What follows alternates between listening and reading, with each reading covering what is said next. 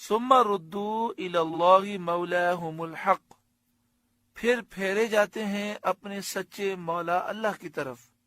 ثم پھر ردو لوٹائے جاتے ہیں، پھیرے جاتے ہیں الی اللہ اللہ کی طرف، مولاہم الحق جو ان کا سچا مولا ہے.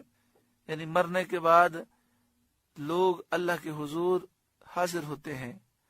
الا سن لو، لہ الحکم اسی کا حکم ہے، کل بروز قیامت اس کے سوا کوئی حکم کرنے والا نہیں. وہو اسرع الحاسبین، اور وہ سب سے جلد حساب کرنے والا ہے. کیونکہ اس کو سوچنے، جانچنے، شمار کرنے کی حاجت نہیں جس میں دیر ہو. دیر لگتی ہے سوچنے میں، جانچنے میں، شمار کرنے میں. اللہ تعالیٰ کو ان چیزوں کی حاجت نہیں. وہو اسرع الحاسبین، وہ سب سے جلد حساب کرنے والا ہے. قل، اے محبوب آپ فرمائیے، من ینجیکم من ظلمات البر والبحر، وہ کون ہے جو تمہیں نجات دیتا ہے جنگل اور دریا کی آفتوں سے. قل، اے محبوب آپ فرمائیے، من، وہ کون ہے، ینجیکم، جو تمہیں نجات دیتا ہے، من ظلمات البر، خشکی کے اندھیروں، والبحر، اور دریا کے اندھیروں سے، یعنی جنگل اور دریا کی آفتوں سے. تدعونہ تضرعا وخفیا، جسے پکارتے ہو گڑ گڑا کر اور آہستہ. جب تم جنگل کی آفتوں میں پھنستے ہو، دریا کی آفتوں میں پھنستے ہو، تو اللہ تعالیٰ کو گڑ گڑا کر اور آہستہ پکارتے ہو، پھر اللہ تعالیٰ تمہیں نجات دیتا ہے. تو ذرا سوچو، جو تمہیں ان مصیبتوں سے نجات دیتا ہے، تم اس کی عبادت نہیں کرتے اور بے جان پتھروں کو خدا سمجھ کر پوچھتے ہو. لئن انجانا من ہذہ لنکونن من الشاکرین، کہ اگر وہ ہمیں اس سے بچاوے تو ہم ضرور احسان مانیں گے. یعنی جب مصیبت آتی ہے تو تم کہتے ہو اے اللہ تو ہمیں اس سے بچا لے، اگر تو ہمیں بچا لے گا تو ہم شکر گزار ہو جائیں گے، تیرے فرمانبردار ہو جائیں گے.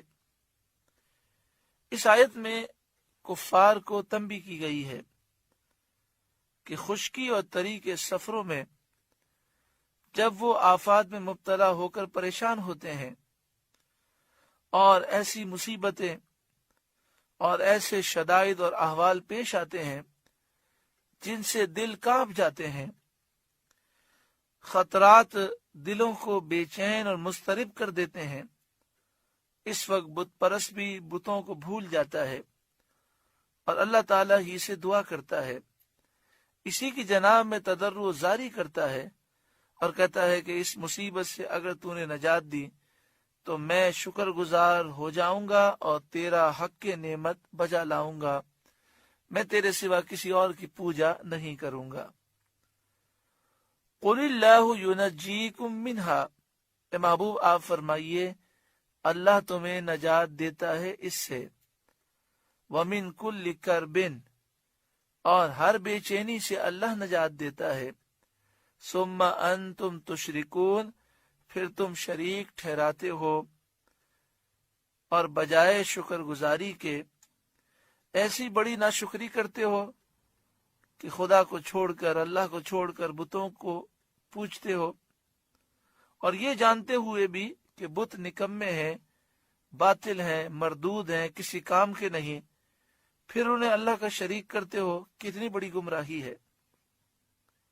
یہاں تو مشرکین کا رد ہے، لیکن ایک مسلمان کو آج کل کے حالات پر سوچنا چاہیے کہ جب اللہ تعالیٰ نعمتیں دیتا ہے، تھوڑی دولت آ جاتی ہے، اچھا بنگلہ ہو جاتا ہے، کاریں ہوتی ہیں، فیکٹریاں ہوتی ہیں، تو نہ جانے ہمارے مسلمان بھائیوں کو کیا ہو جاتا ہے. عورتیں انتہائی بے پردہ، فیشنیبل، نوجوان بالکل انتہائی دین سے دور، اور دن رات گناہوں بھری زندگی. پھر ایسے حالات میں شادی کا موقع آ جائے تو الامان والحفیظ اتنے گناہ کیے جاتے ہیں کہ جن کو بیان کرتے ہوئے شرم آتی ہے، اور پھر گناہوں کو گناہ نہیں سمجھتے، سمجھایا جائے تو ناراض ہو جاتے ہیں اور کہتے ہیں کہ یہ تو مولوی دقیانوسی باتیں کرتے ہیں۔ لیکن جب بیماری آ جاتی ہے، پریشانی آ جاتی ہے، کاروبار میں اتنا نقصان ہوتا ہے کہ کروڑ پتی آدمی کا دیوالیہ نکل جاتا ہے، اسے اپنا بنگلہ، اپنی کاریں، اپنی فیکٹریاں سب بیچنی پڑتی ہیں، اور پائی پائی کا محتاج اور روٹی روٹی کا محتاج ہو جاتا ہے، مختلف بیماریاں آ جاتی ہیں، تو اس وقت پھر وہ کس قدر عاجزی رکھتا ہے، پھر وہ دعائیں بھی کر رہا ہوتا ہے، وظائف بھی پڑھ رہا ہوتا ہے، پھر اس وقت وہ سچی پکی توبہ بھی کرتا ہوگا۔ بسا اوقات یہ خیال بھی آتا ہوگا کہ اب اگر مجھے دوبارہ نعمتیں ملی تو میں ایسا نہیں کروں گا، پھر اللہ تعالیٰ کرم فرمائے، پھر دولت کی فراوانی ہو، تو پھر یہی جملہ کہ بچے نہیں مانتے، کیا کریں؟ ذرا سوچیں، جس رب نے ہزاروں، لاکھوں، کروڑوں آفتوں، بلاؤں، مصیبتوں، بیماریوں سے محفوظ رکھا اور نعمتیں عطا فرمائی، کیا ہمیں ناشکری کرنی چاہیے؟ کیا ہمیں بے پردگی کرنی چاہیے؟ کیا ہمیں آنکھوں کا زنا کرنا چاہیے؟ کیا ہم میوزک سنیں، گانے سنیں؟ کیا ہم شریعت کی نافرمانی کریں؟ بلکہ ہمیں تو شکر زیادہ کرنا چاہیے، اور جتنا شکر کریں گے اتنا نعمتوں میں مزید اضافہ ہوگا۔